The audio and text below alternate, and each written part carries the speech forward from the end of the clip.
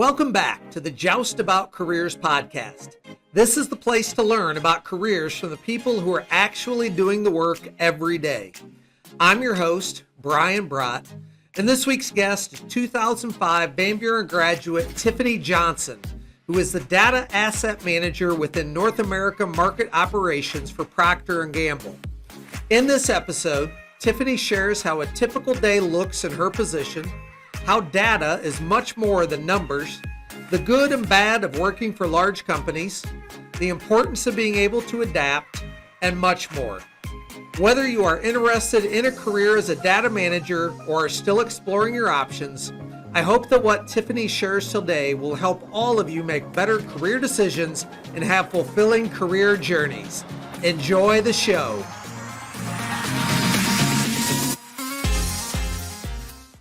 Welcome back to another episode of Joust About Careers. And Tiffany, to get us started, I'd love to hear how a typical day looks for a data asset manager within North America Market Operations at Procter Gamble.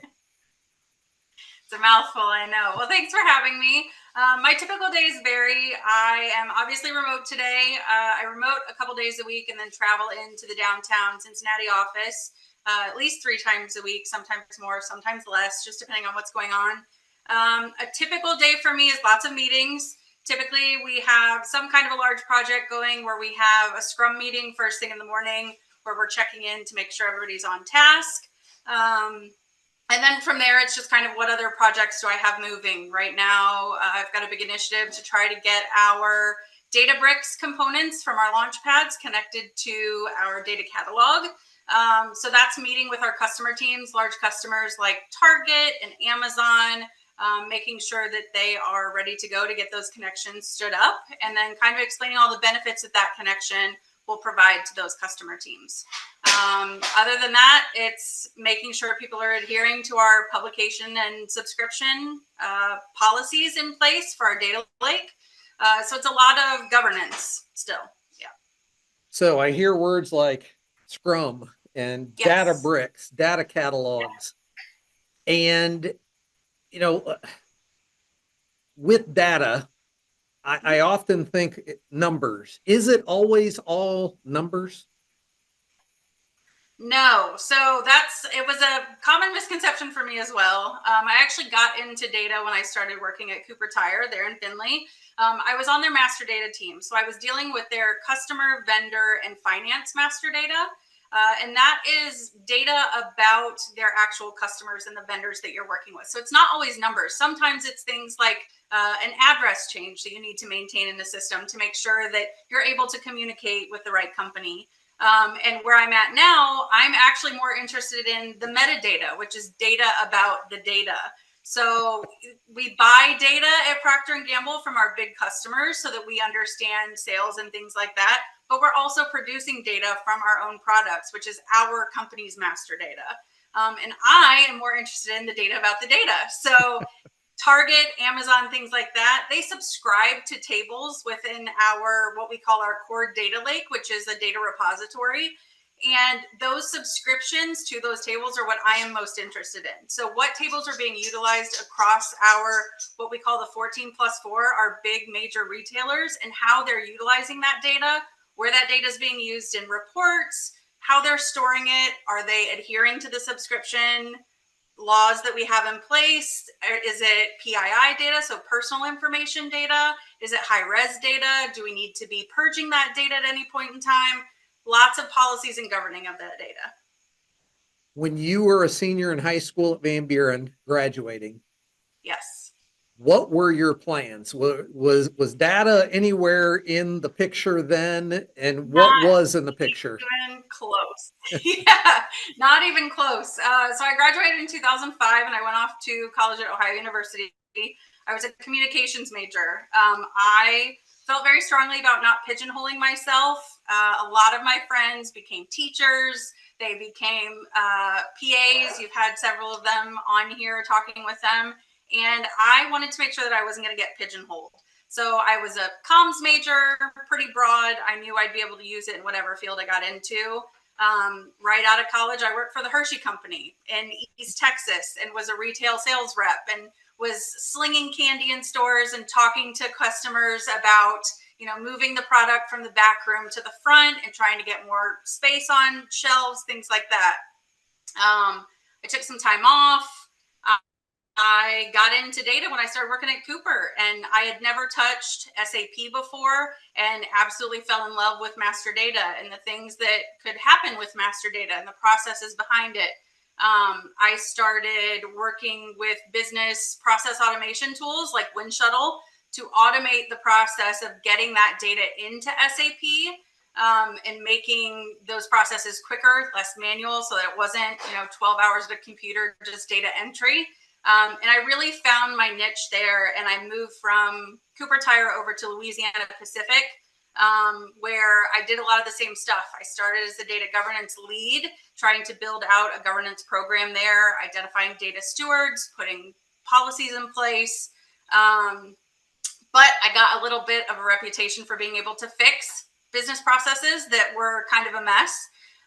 So I took over the master data team there and started automating all of those business processes so that it wasn't manual for those data entry people.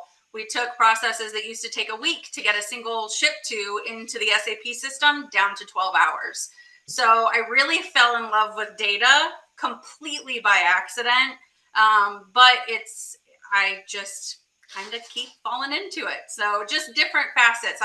I'm much heavier now on the technical side, where I'm working with Databricks and building those connections with Elation, our data catalog, and really understanding the data behind the data. I'm not so much involved in getting data into the system now. You used a lot of word, governance. You've said that a few times, and stewards. So, it's kind of like you are your own mini government. Yes. You are overseeing your country of data. Yeah. And you are telling it what to do and how to do it and where to use it. And that's really interesting. I guess until you started explaining that, I didn't make that connection. As you think about your degree, you said you liked that it was broad. If you were to do it all over again, knowing what you know now about data governance, would there be a different degree that you think you would pursue that would help you get to where you are? Yeah, there's definitely a couple that stand out. Ohio University had a really great MIS program, so Management of Information Systems. I took a lot of those classes because I was interested in it at that time. But the other really emerging degree now is a data and analytics degree. Even going back to school and getting a certificate, or going back for, to get a master's degree, that is something that would help me tremendously, because I am having to learn on my feet, where a lot of our interns that are coming in are specializing in data and analytics, and they already have the background of Power BI or Tableau to be able to take the data and make these really great visuals and be able to understand the analytics behind the data. I am having to do that now retroactively, but I'm learning on my feet as I go. I take classes on the side. I'm continually learning, and P&G is a really great place to be for that, because they really support continuous learning. And that is interesting, I think, as we see computers playing such a huge role in our lives, and that's obviously how we get a lot of the data. And Yep. now, I see baseball teams, they're doing every little thing, and they're hiring all types of data analytics people. And Yeah. so, yeah, it's pretty much everywhere. If people want to get into this, they're probably going to be able to find some Absolutely. jobs. Yeah, our intern program at P&G is massive. I've been lucky enough to have an intern already since being here, and the schools that they are pulling these kids from, University of Michigan has a great data and analytics program. Ohio State, we pull a lot of kids from Cornell, NYU, and they are coming out with really great ideas, and they see things because they're still in school and learning the newest way to do it and bringing that to P&G, and we're pulling that into our everyday processes, which is great. As you think about the degrees, do you think it's an absolute necessity to get a 4-year degree to go into this career field, or would the certifications be enough? Would a 2-year degree be enough? Or do they need that 4-year degree? I think it depends on exactly what you want to do. So where I started out at Cooper Tire and was in master data, you certainly don't. I had people on the master data team when I was at Louisiana Pacific that did not have a 4-year degree, because you are on the front end of data entry and creating processes and things like that. And really, you can get that experience anywhere.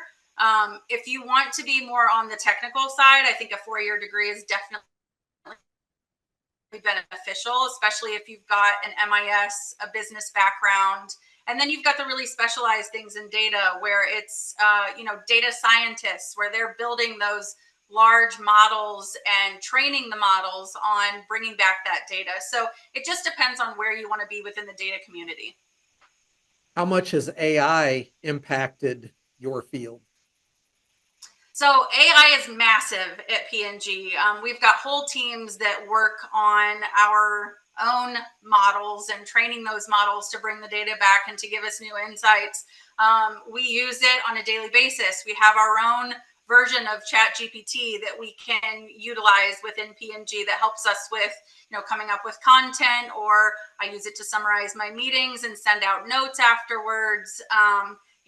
Silly things like within our team's chat, someone says they have a cold and someone will type into our Chat GPT, what does it look like when a cold is taking you over? And we send the picture. So it's fun, but we definitely are also using it, within our projects to understand where the data is moving, how we can better create the content for the metadata within our data catalog to make the data more discoverable. So there's lots of uses for it, and we have entire teams that specialize in really fine-tuning it at P&G. You've worked for some really large companies, probably more than anyone else I've interviewed from Van Buren. And so, Bank of America, Cooper Tire, Louisiana Pacific, obviously Procter Gamble is absolutely huge.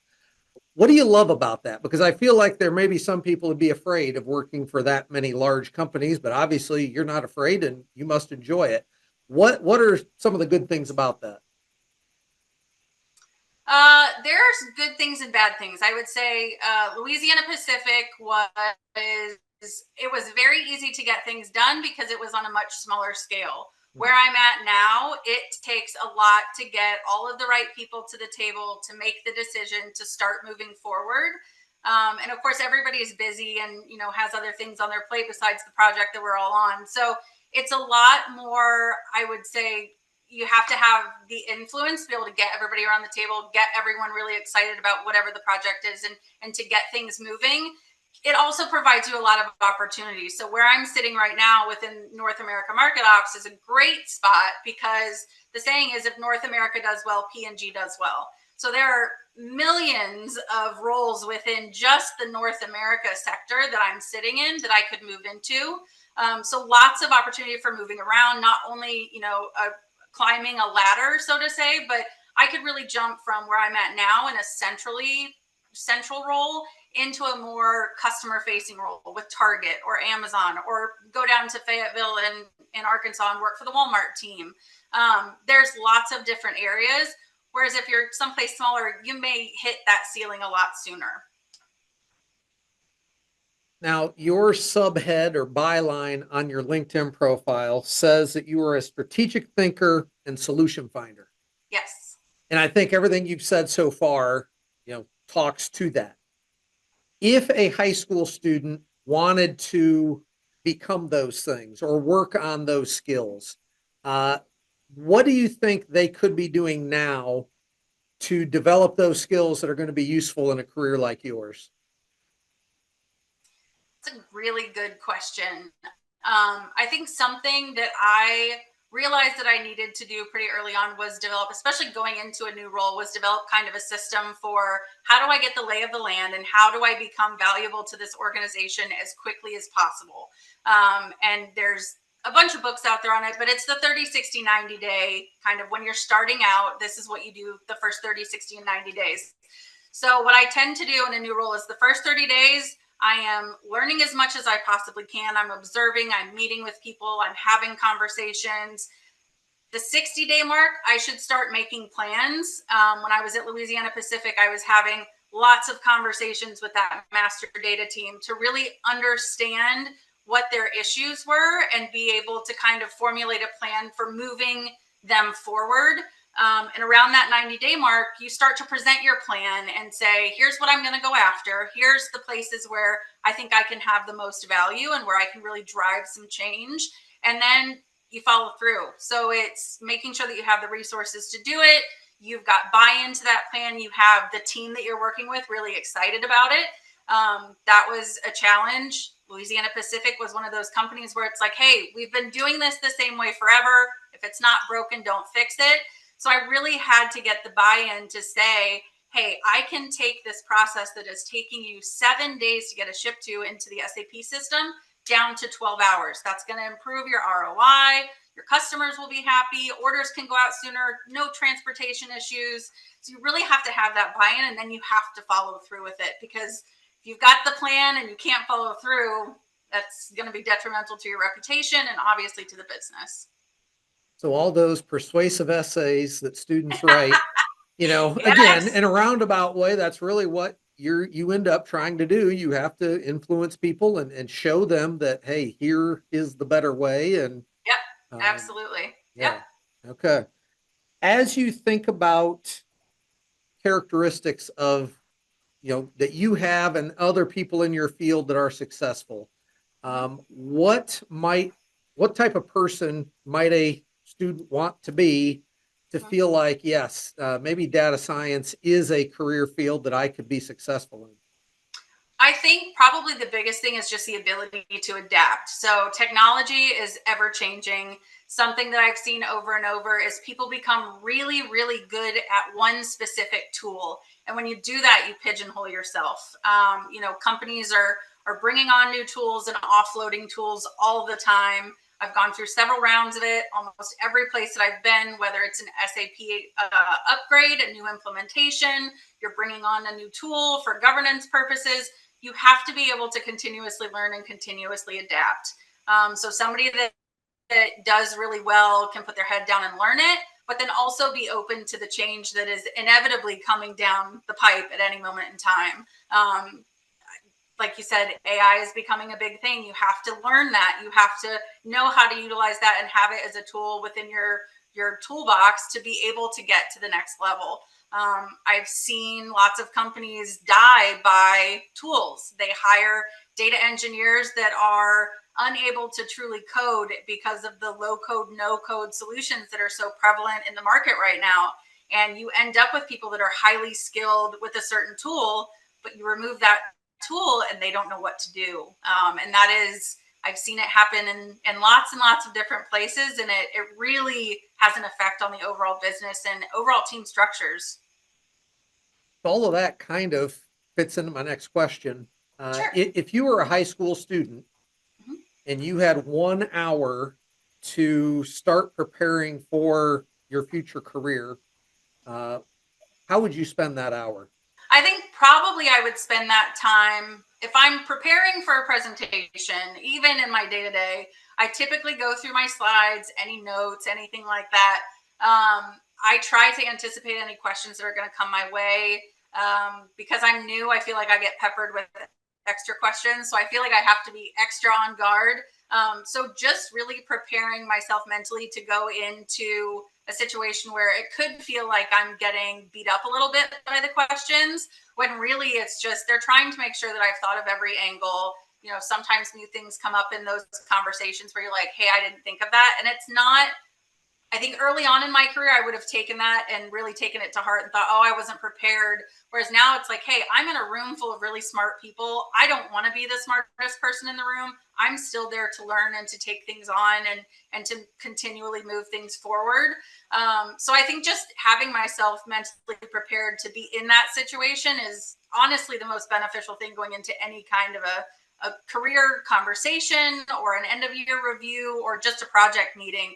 Just being ready to collaborate with others and make sure that I'm not taking it personally.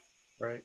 And what I'm hearing there is basically when students are in classrooms and there's maybe a class discussion and, someone disagrees with them and, leads to new thinking and so forth, don't take that as an attack, but take that as, hey, that's an opportunity. And again, you're practicing that skill that's going to be useful in that future career. Yeah. As you think about your life, and as we wrap up here, the question I always end with is, what do you know now about careers that you wish you had known when you were in high school? I think the biggest thing is that career paths are not linear, right? Like I started out with the Hershey company. I took several years off to start my family. When I rejoined, I got a job in a field that I had no idea what to do. I landed at Cooper and had never touched SAP, but I fell in love with it, and that kind of defined my career path since being at Cooper. But it was because I was open to an opportunity where I didn't feel like I was prepared, but I was able to walk into that interview and truly sell myself and say, hey, I'm a really quick learner. I get my hands dirty. I love improving things. I know that I can make this organization better. So having the confidence to go and sell yourself and just take leaps of faith when you can. And it might not always be the next step up career-wise, title-wise, money-wise, but if it feels good and you're enjoying it and you're moving yourself forward and you're continuing to learn, that's what it's all about. Yeah, I like that advice and being the right person. Like you said, you didn't necessarily know everything, but you were willing to learn. You were personable. You were all of the things that they were probably looking for, and that created that opportunity for you. So I think that is great advice. And I really appreciate you sharing all of this. And I know a lot more about data now than I ever did before. And again, that idea that it's not just Awesome. numbers. It can be anything, names, addresses, all of that. So I greatly appreciate it, Tiffany, and good luck as you continue on your career journey. Thank you. I appreciate it. If you liked this Joust About Careers episode, you can explore previous episodes and highlights to learn about even more careers of Van Buren graduates. To be sure you don't miss upcoming episodes, please click subscribe on YouTube or your favorite podcast platform so you'll know when the next episode is released. Thank you for spending a portion of your day with us, and we hope you will continue to prepare for your future by learning just about careers.